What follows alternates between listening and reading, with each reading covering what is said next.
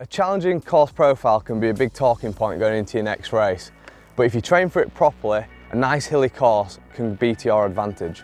Yeah, you'll find most races will give you the course profile before, so you know how much climbing you've got and at what gradient. So we've put together some tips for your next hilly course.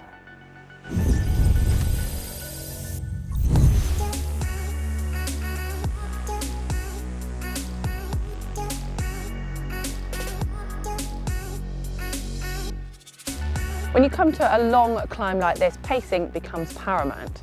So we've brought you to an iconic climb here at Fire Mountain in Lanzarote.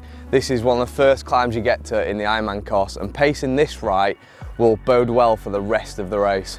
By pacing, we mean controlling your physical effort. So ideally you want to be able to maintain the same effort throughout the hill, or even better, maybe save a little bit so you can push a bit more when you get to the top. Absolutely, and it must be said, when you're in a race environment, it'd be quite easy to get carried away. The adrenaline's flowing, you've got to your first hill and you want to pass all your rivals.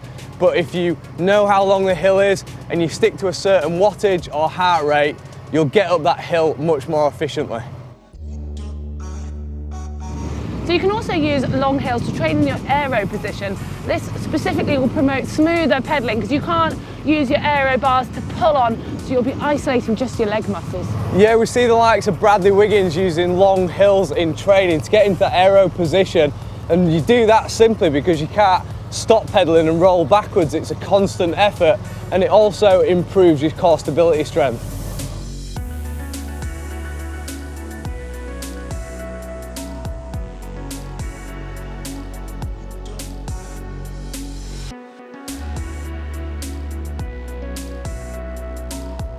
So on long climbs, it's an ideal opportunity to do some fueling because you're not going to come out of that aero position and it'd be detrimental to your speed. Yeah, also you're going to be riding at a slower pace, so if you've got a tricky gel to get out of your back pocket, it's an easy opportunity to do so. But also just make sure that it's a fairly gradual climb because you don't want your heart rate to be really high and then trying to digest some fuel. But also you don't want to be doing it on the descent and you'll need both hands back on the bars. So gear selection is really important, and the last thing you want to be doing is doing what I'm doing now, munching a real big gear, because it's just going to fatigue your legs, and all you're asking your body to do is exert more power and more intensity, which isn't great for the rest of the race. Now ideally you want to stay in a higher cadence, so a lower gear, so you can spin, you keep more of a natural flow and it'll feel more comfortable, but also when you come to the run, you're less likely to feel it as much as if you're in a big gear. Being comfortable on a long climb becomes really important so you can maintain that efficient position throughout. So we see a lot of pros holding the middle of the bars when climbing.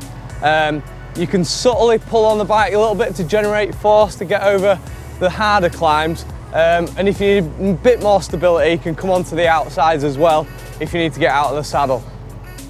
Follow these tips and you'll be amazed at how quickly you can improve on your long climbs, and you never know, you might start to actually look forward to them. And if you incorporate these into your training, your skill set will soon go up, and then you'll get one up on your competitors. If you like this video, give it a thumbs up. To subscribe to GTN, click on the globe. And for a video on how to descend, click here. And if you want to see a comparison between a road bike and a time trial bike, just click down here.